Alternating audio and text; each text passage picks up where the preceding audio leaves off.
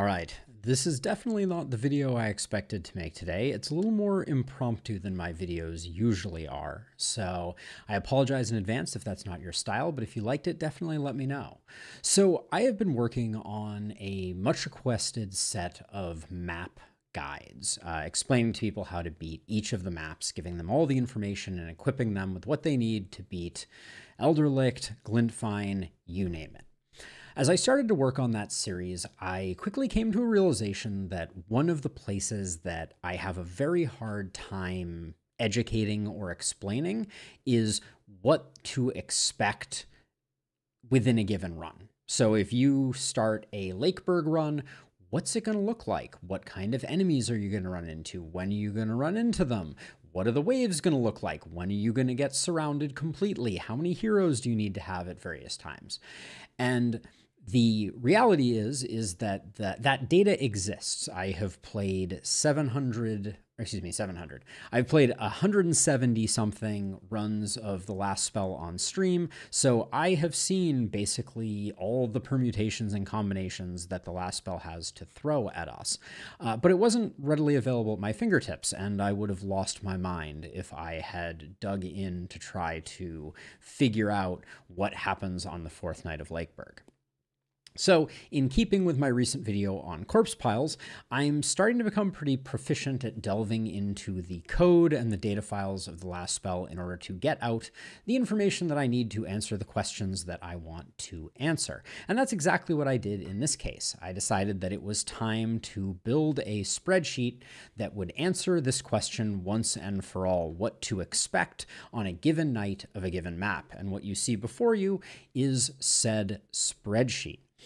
So there are a handful of things to talk about, and I'll try to go through them doing like a little bit of annotation as we go. Up at the top here, we have your map selector and your night selector. So this spreadsheet will be linked in the video description, so you're welcome to go play with it yourself. But after you select a map and a night, some critical information is going to show up in the upper right-hand corner. The first bit of information is if the map has any disallowed enemies. So for instance, this is Gildenberg, so we're not going to see any hunters, any hoppers, any accursed, boomers, guardians, or rippers. In this space here, we'll see this later on, there is also going to be information about any elites that are going to spawn. Elites can show up in a couple of different places. I'll show you kind of as you go through. But that kind of does it for the map specific things. But like if we were to switch over to say Lakeburg Night 5 as an example, you're going to start seeing how this spreadsheet starts to get interesting, because there are two sections that we're going to be dealing with beyond the just map specific stuff. This top segment is going to be what enemies you are going to be facing, and then the segment below it down here is going to be the directions that you can be attacked from. So each pair of rows here describes the potential attackers and some vital information about them. So first of all, each one has a wave name. This is in the data files what the wave is named. This is Wave Lakeburg, Night 5, Tier 3 enemies.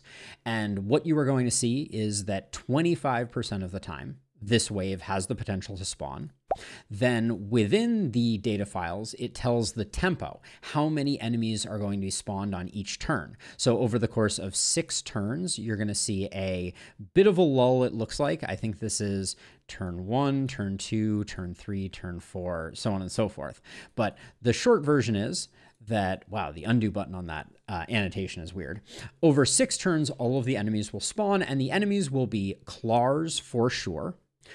Denoted by this guy here, and then a random tier 3 enemy, a random tier 2 enemy, and a random tier 1 enemy. But there's also a 25% chance that you're going to get a fast wave that has runners and claws and another random tier 2 enemy. Or you might get the armored speedies, which involves claws and lancers. That's a very unfortunate 25% of the time when that happens. Or you might get some ghosts and gargoyles in the form of accursed and winged. So for every given map, you will have these permutations, and sometimes there are a lot of them. Like if we go to Glenwall, I think Night 7 maybe, you'll see that some of the maps have an incredible array of different things that you can potentially face. And that includes down here at the bottom, you'll see that you can actually have elite enemies listed directly inside of the roster, right? If you get this particular wave, which occurs 10% of the time, you will always get an elite lancer, in addition to, as I was mentioning before, one tier 2 enemy and one tier 1 elite enemy as well. But with that being said, let us take a step back and go back to Gildenberg to talk about the second half of things. Actually, Gildenberg's probably a bad place. Let's go back to Glenwell and let's go to night number 9 to talk about the second portion of this sheet, which is the directions. And my, oh my, is there some complexity to the directions information. So things you will always see in this particular data set is you will always see your chance to get a particular wave. In this case, they're all evenly balanced, but that's not always the case. There's a weighting associated with both of these. So this is not just a count up the number of them and divide by. I'm summing all the weights, doing all the division so that you don't have to. You'll get a little bit of what I'm calling a direction dice. That's this thing here that indicates the directions that you'll be attacked from. And those directions are specified, not to be confusing or anything, as top, bottom, right, and left, which are the next 4 columns that you see here. But top, bottom, right, and left are not mapped to cardinal directions on the map. If I were to bring up the map so that we can talk about that for a second, the thing that is confusing here is that top can be any of the cardinal directions, but it's kind of the anchor point. So when a particular wave is decided, it will choose where top is going to be. And if it says top is here, then left will be here, right will be here, and bottom will be here. This can rotate though. So just as easily, we could have top up here, we could have bottom down here, so on and so forth. So that's something to keep in mind. This gives you another type of variability that you need to combat within any given night, is that there's no specific directions enumerated.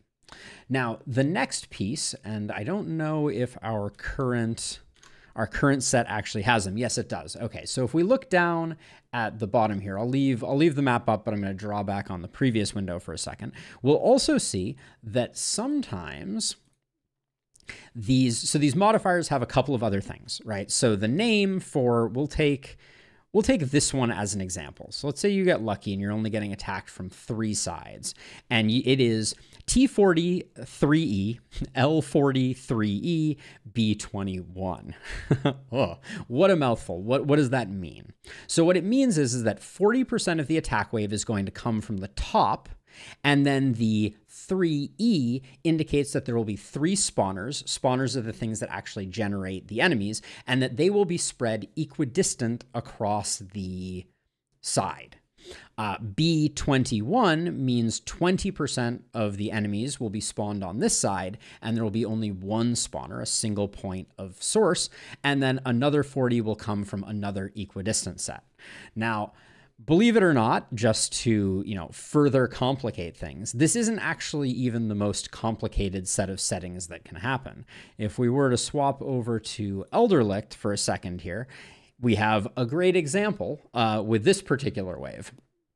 So you can see here that in this case, the top is going to have, and let me get my cursor out again because things are getting complicated. The top is going to have 30% of the enemies showing up from 2 equidistant spawners, while there is an additional 2 randomly located spawners that have 35% of the wave, and then 3 spawners that have 35% of the wave on the left-hand side, right? 1 clockwise from whatever side is the primary side.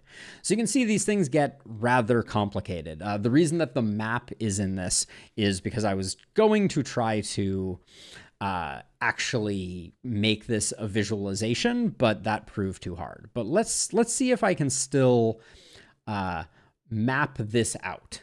So we are going to have 30% coming from two equidistant ones on the top. So we'll just say top is here. And so that means that you're probably going to have two equidistant, I believe, means you're going to have an attacker here, an attacker here. Then you're going to have two random ones. Let's say you get one here and one here. Those are your 4 for the top. And then on the left-hand side, which would be over here, you're going to have one random one, and let's say it's randomly located all the way over here. So this is a potential configuration for the setup that we were just looking at, which if I go back to was T32E, T35-2, and 35-3. Oh, it was 35-3. So I take that back. The left-hand side should have had three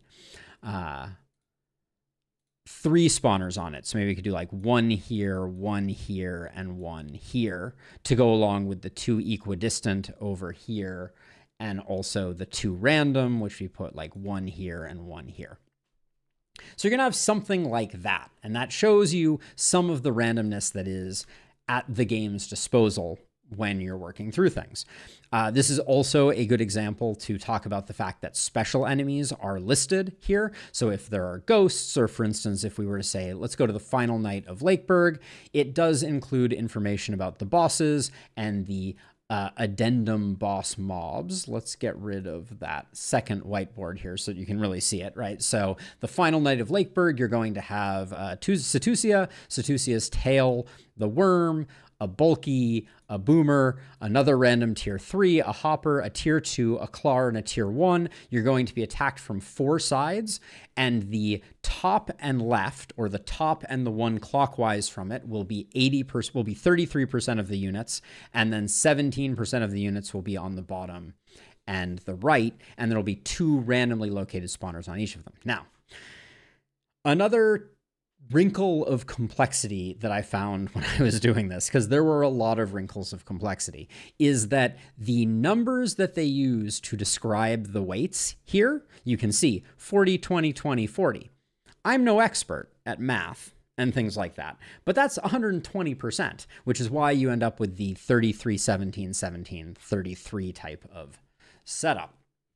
So anyways, long story short, this is the first step in the process of me creating a comprehensive set of guides, because using this, we can say go to Elderlicht, and we can see that on night 2, you're always going to get it from one direction, and then night 3, we already know this to be the case, you will get it from 4 directions. So by night 3, you generally want to have a 4th hero, and that's much more. There is certainty in this. I already knew this particular one, but there are plenty of other wrinkles, like, you know, weird places in Glenwall where strange things can happen, right? Who knew that Glenwall Night 3 could have as many as 3 directions attacking you, or as many as 1? And it will always have runners. So there's a lot of little details like that that I am learning by just going through and experimenting with this. Glintfine certainly has some interesting things.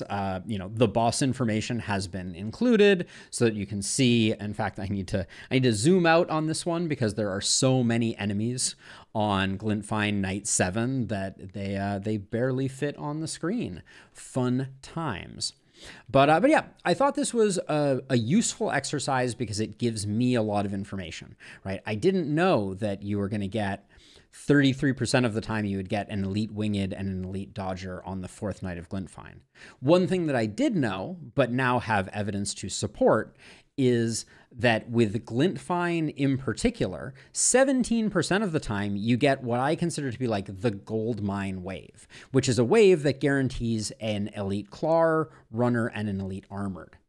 That's this bottom wave down here. These 3 units are fantastically valuable, and it's a shame that only 17% of the time on that first night you're going to essentially get 3 free legendaries if you play your cards right. But little things like this, I previously didn't have the ability to quantify, which is very interesting. We can also see that there are 3 different balances that you can potentially run into with this particular setup. And there are some funky things in the data files, but right, you can have 70% coming from one direction with 30% coming from another single spawner. You can have 2 equidistant spawners, so things are a bit more spread out on your 65% wave or your 35% wave. There are lots of little details that, now that I'm able to visualize them, are phenomenally interesting to delve into. Now, there are also some real mysteries in this, as kind of like a final closing thought. I'll see if I can find the one that's like particularly alarming. I may not be able to, because here it is, yes. Lakeburg Night 11. There is a lot of templating and inheritance in the way that things are set up. Like, for instance, Lakeburg Night 9 shows up in Elderlicht and shows up in Glenwald also for some strange reason. Like these templates get reused type of thing. But for some reason, Lakeburg Night 11, and Lakeburg was the original map, it inherits from nothing and has no wave direction information. Yet the game works and the game doesn't crash. So we don't know exactly why, and I have no idea what the exact chances are, because I couldn't find anything in the game files. There must be some defaults in the code that kind of like prevent this from blowing up catastrophically. But the amount of just missing data in some of these places and the amount of times they relied on inheritance rather than lining things up is surprising. But anyways, this was a short video. I didn't want to kind of like talk your ear off, but I wanted to introduce you to this spreadsheet in case you wanted to play with it. I have been having a lot of fun just delving in and checking out all of the different permutations and where mobs can spawn in what frequency. It's good fun, and it is very useful for building an expectation about what you're going to run into on each night and what kinds of things you need to prepare for. So this is a precursor to a future video where I will use this to talk more articulately and more intelligently about the maps of the last spell. But I thought this was a great opportunity to demystify spawning algorithms, talk a bit about this spreadsheet, and just generally give you a bit of insight into the process by which I make my videos. A lot of work, blood, sweat, and tears has gone into creating the spreadsheet so that when I create my map guides, I am talking from a place of understanding rather than just kind of like winging it and being, licking my finger and being like, well, Elderlicht night number 1 feels easy, but then night number 3 feels pretty rough sometimes. Like, that's not useful to you. That's not going to help you level up your game. Hopefully these types of tools will. So if you like this more like quick, rapid fire, looks like less than 20 minutes, insight into what I'm doing, leave me a like, leave me a comment, toss me a subscription. All of those things help out a great deal. I really enjoy stuff like this, delving into the code, figuring out how this stuff works. And so I hope that it is also interesting to you. But for now, that's it for me. Hope you have a wonderful rest of your day. And I got to get some sleep because this, I've been burning the midnight oil on this one. So have a great rest of your day, and I will catch you all in the next one. Bye-bye.